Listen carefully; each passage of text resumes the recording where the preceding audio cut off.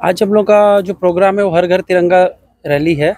वो भारत सरकार के द्वारा, गृह मंत्रालय के द्वारा ये जो है पूरा देश में हर घर में जो तिरंगा लगाने की मुहिम चलाई गई है, उसके तहत हम लोग जो प्रथम वाहिनी सशस्त्र सीमा बल सोनापुर, इसकी ई कंपनी होजाई जो यहाँ पर स्थित है, वह जो है स्कूल के छात्र छात्राओं के साथ मिल करके और कॉलेज के जो हमारे छात्र भी हैं उनके साथ भी मिल करके हम लोग इस जो हर घर तिरंगा रैली को है यहाँ पर सक्सेसफुल बनाएंगे। और यहाँ पर जो रैली के द्वारा लोगों को इसका जागरूक करेंगे कि तिरंगा को कैसे, उसको उसके जो मान सम्मान है उसके साथ जो अपने घर पे लगाना है, देशभक्ति बढ़ाना है और सभी लोगों को इसके बारे में बताना है। रैली आज कहाँ से निकलेगा और कहाँ तक? हमारा ये कैंपस जो है हमारा ई कंपनी होजाई से निकल करके यहाँ पे हमारे आसपास मार्केट और कॉलेज एरियाज के साथ वापस इसी जगह पे ख़त्म होगा। एसएसबी का उद्योग में कार्य हो रहा है। ये एसएसबी का के द्वारा ही हो रहा है और जो है ये आदेश जो है भारत सरकार का आदेश है। और यहाँ पर जो है एसएसबी जो सशस्त्र सीमा बल है उसकी जो ई कंपनी है होजाई, उसके द्वारा ये किया जा रहा है। और साथ में हमारे जो कॉलेज और स्कूल के छात्र छात्राएं हैं और उनके शिक्षक हैं, उनके साथ मिल करके इसको हम लोग सक्सेसफुल बनाएंगे। भारतर तिरंगा यात्रा आरम्भ होइसे 14 तारिखলৈকে चलिब।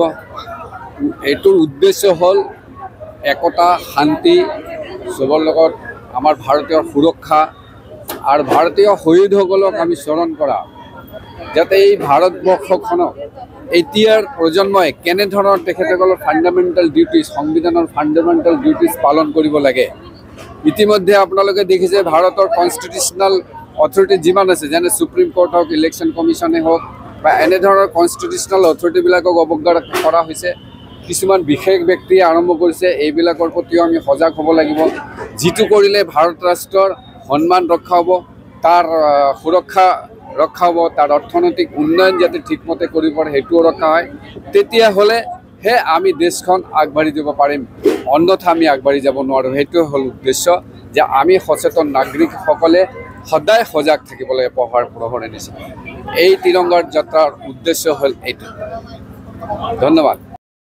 আগষ্টৰ পৰা চলি আছে, 15 আগষ্টৰ পৰা শেষ হ'ব আৰু বিভিন্ন আমি তাৰিখত বিভিন্ন কাৰ্যসূচী লৈ আছিলোঁ। আজি 12 তাৰিখে আমাৰ এটা যাত্ৰা আছিলে, ৰেলী আছিলে। আপোনালোকে ইতিমধ্যে দেখিছে প্ৰায় 2000তকৈ অধিক লোকে ৰেলীত আপোনাৰ অংশগ্ৰহণ কৰিছে। হৰ ঘৰ তিৰংগা যাত্ৰা, ইয়াৰ দ্বাৰা এটাই আমি মেছেজ দিব বিচাৰিছোঁ, ভাৰতবৰ্ষৰ প্ৰত্যেকজন নাগৰিকে ভাৰতবৰ্ষৰ আৰু প্ৰত্যেকজন নাগৰিকৰ ভাৰতবৰ্ষখন ভাল পোৱা, ভাৰতবৰ্ষৰ প্ৰতি উৎসৰ্গিত হোৱা, দায়বদ্ধতা স্বীকাৰ কৰিব, কাৰণ দেশপ্ৰেমৰ অকণমান হ'লেও যদি উদ্বুদ্ধ কৰিব পাৰি তাৰ এক প্ৰচেষ্টা কৰা হৈছে।